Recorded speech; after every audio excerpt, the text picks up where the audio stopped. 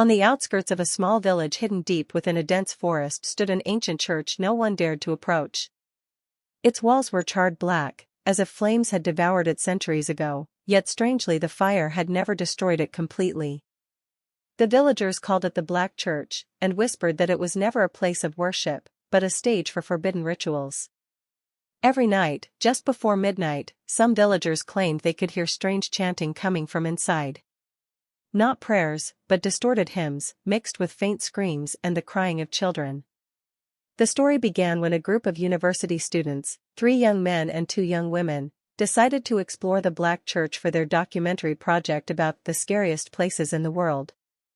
Everyone warned them, but curiosity was stronger. They arrived at the village at sunset. When they asked an old man about the church, his face froze with fear. In a trembling voice he said, "If you step inside, you will never come out the same. The spirits trapped within its walls will not let you leave in peace." But the students ignored the warning, carrying their cameras and equipment as they headed through the forest. When they reached it, the atmosphere grew unbearably heavy. The trees surrounding the church looked dead, silent, as if even the birds and animals avoided the place. The massive wooden doors stood half open, almost as if the church was waiting for them. Inside, the air was icy cold, freezing the blood in their veins. Symbols and strange markings were carved into the walls, satanic sigils etched into the stone. The scent of old smoke lingered in the air, mixed with something metallic, something like blood.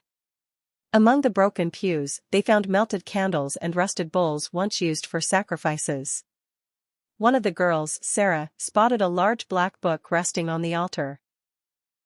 She approached to read the title, but the cover was cracked and wrinkled, as though it was made from human skin.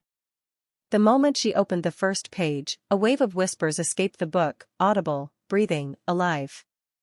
Terrified, she slammed it shut, but the voices didn't stop. They grew louder, surrounding them from every corner. One of the young men tried to laugh it off nervously. "It's just the wind, nothing more."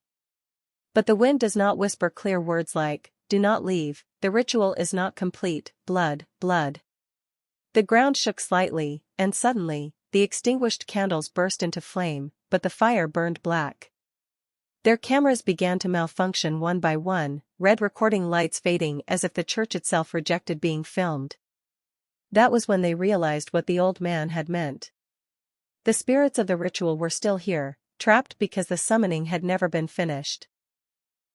A secret cult, long ago, had tried to bring forth a dark entity inside the church, but the villagers set fire to the building before the ritual was complete. The fire consumed the bodies, but the souls remained bound. Sarah screamed as she saw a tall, faceless shadow standing behind her friend. When he turned around, nothing was there. But the only working camera caught the figure clearly, a transparent body moving among them. The chanting grew into agonized cries. The doors slammed shut, and the stained glass windows shattered inward. Panic set in.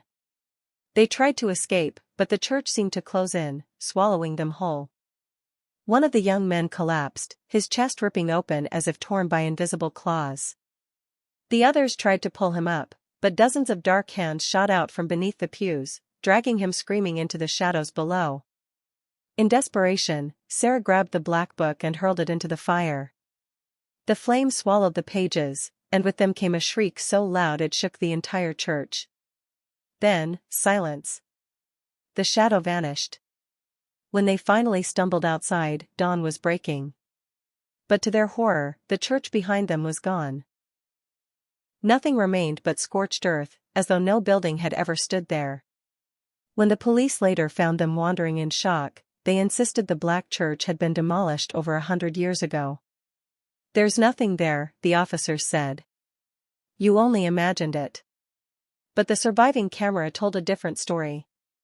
The footage showed clear images of the interior, of the altar, of moving shadows and inhuman voices echoing through the darkness. The students were never the same. Some lost their minds.